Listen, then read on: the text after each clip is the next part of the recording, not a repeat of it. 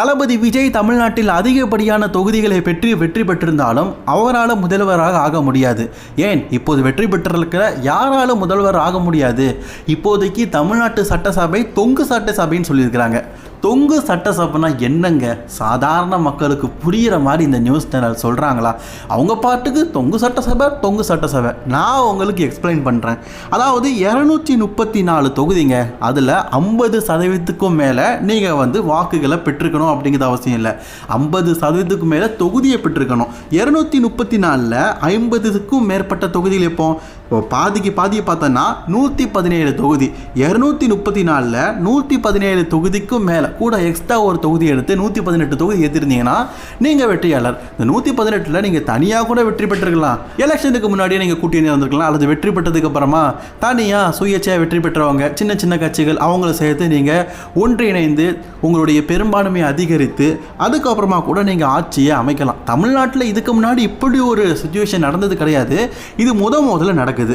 சரி, இப்போ தளபதி விஜய் ஆட்சி அமைக்க என்னதான் தேவை அப்படின்னா அவருக்கு இன்னும் ஒரு 11 எம்எல்ஏக்கள் தேவை. இப்போ பெரும் கட்சின்னு பார்க்கும்போது திமுக, அதிமுக அவங்க கூட பாமக இருக்குது, அது 5 சீட் எடுத்துருக்குது. காங்கிரஸ் 5 சீட் இருக்குது. அதுக்கப்புறமா விடுதலை சிறுத்தை கட்சி ஒரு சீட் இருக்குது. கம்யூனிஸ்ட் கட்சியில் 2 சீட் இருக்குது. இவங்க எல்லாருமே பார்த்தீங்கன்னா இப்போ விஜய் கூட சேரதுக்கு முடிவு எடுக்கிறாங்களா அப்படிங்கிறது தெரில.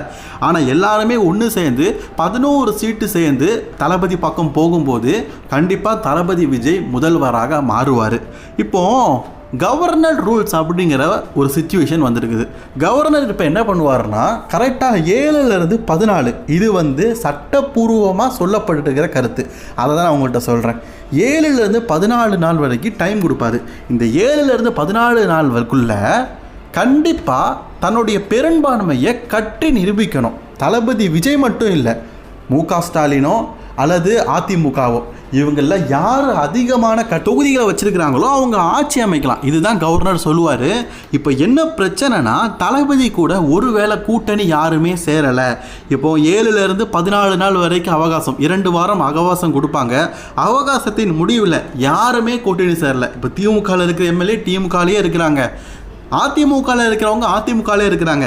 தளபதி விஜய் கூட 11 எம்எல்ஏக்கள் வரவில்லை அப்படின்றாலும் அல்லது கொஞ்சம் பேர் சேர்ந்து 15, 16 அந்த லெவலில் ஒரு 2 எம்எல்ஏக்கள் கம்மியாக இருந்தாலும் என்ன ஆகும் அப்படின்னு கேட்டிங்கன்னா ஆளுநர் ஆட்சி அமலுக்கு வரும். அப்போ இவ்வளவு கஷ்டப்பட்டு வெற்றி பெற்றவங்க முதல்வர் ஆக முடியாதான்னு கேட்டிங்கன்னா ஆர்டிக்கல் 356 படி இது சட்டப்பூர்வமாக செல்லுபடி ஆகாது. அதாவது தளபதி விஜய் இவ்வளோ கஷ்டப்பட்டு ஜெயிச்சிருந்தாலும் அவர் 118 பெரும்பான்மையை இன்னும் 2 வாரத்தில் நிரூபிக்கலைன்னா அவரால் முதலமைச்சர் இருக்க முடியாது. அப்போ என்ன இதுக்கு முன்னாடி முதலமைச்சராக இருந்த ஸ்டாலினே முதலமைச்சர் ஆக்குவாங்கன்னு கேட்டிங்கன்னா அப்படி ஆக்க மாட்டாங்க. குடியரசுத் தலைவர் ஆட்சி தமிழகத்தில் உறுதியாகும். குடியரசுத் தலைவர் ஆட்சியா? என்னப்பா நீ சொல்கிற? தமிழ்நாட்டில் இவ்வளோ கஷ்டப்பட்டு மற்றவங்களாம் தொகுதியை வச்சு வின் பண்ணியிருக்கிறாங்க. தாவாய்க்க தானே முதலமைச்சர் ஆகணும். பெரும்பான்மையை நிரூபிக்கலன்னு சொல்லிட்டு குடியரசர் ஈஸியாக தலைவர் ஆயிடுவாரான்னு கேட்டிங்கன்னா அப்படி கிடையாது. 6 மாத அவகாசத்தின் பேரில் குடியரசுத் தலைவர் ஆட்சிக்கு வருவார். அதாவது பெரும்பான்மையை கரெக்டாக 14 நாளைக்குள்ள எந்த கட்சியுமே நிரூபிக்கலை அப்படிங்கிற பட்சத்தில் 6 மாதம் குடியரசுத் தலைவர் ஆட்சிக்கு வரும். இந்த 6 மாதத்துக்குள்ள ரீஎலெக்ஷனை கன்ஃபார்ம் பண்ணிடுவாங்க. எஸ், மறுதேர்தல் நடைபெறும். மறுதேர்தல் நடைபெற்று மீண்டும் உங்களுடைய பெரும்பான்மையை நீங்கள் நிரூபிங்க அப்படிங்கிற மாதிரி சொல்லுவாங்க. ஆனால் இதுக்கான வாய்ப்புகள் ரொம்ப கம்மி தான். ஏன்னா தமிழக வெற்றி கழகம் எந்த விதமான கூட்டணி இல்லாமல் 108 சீட் எடுத்திருக்காங்க. அதில் 1 தளபதி விஜய் இப்போ விட்டு கொடுத்தாலும் மிச்சம் 107 இருக்குது. அது மட்டும் இல்லாமல் தனி கட்சியாக தளபதி 107 தொகுதி எடுத்துருக்கனால திமுக கூட கூட்டணி இருக்கிறவங்க, அதிமுக கூட கூட்டணி இருக்கிறவங்க அதிகப்படியாக விஜய் கூட சேரதுக்கு வாய்ப்பு இருக்குது. ஒருவேளை சேராத பட்சத்தில் நான் இப்போ சொன்ன ஆளுநர் ஆட்சியிலிருந்து குடியரசுத் தலைவர் ஆட்சியாகும். அடுத்த 6 மாதத்தில் ரீஎலெக்ஷன் வரும். சரி, இந்த தொங்கு சட்டசபை என்ன அப்படிங்கிறத பற்றி நான் உங்களுக்கு எக்ஸ்பிளைன் பண்ணிட்டேன். பிடிச்சிருந்ததுன்னா லைக், ஷேர், கமெண்ட் பண்ணிக்கோங்க. தொடர்ந்து வீடியோ பார்க்க சேனலை சப்ஸ்கிரைப் பண்ணிக்கோங்க.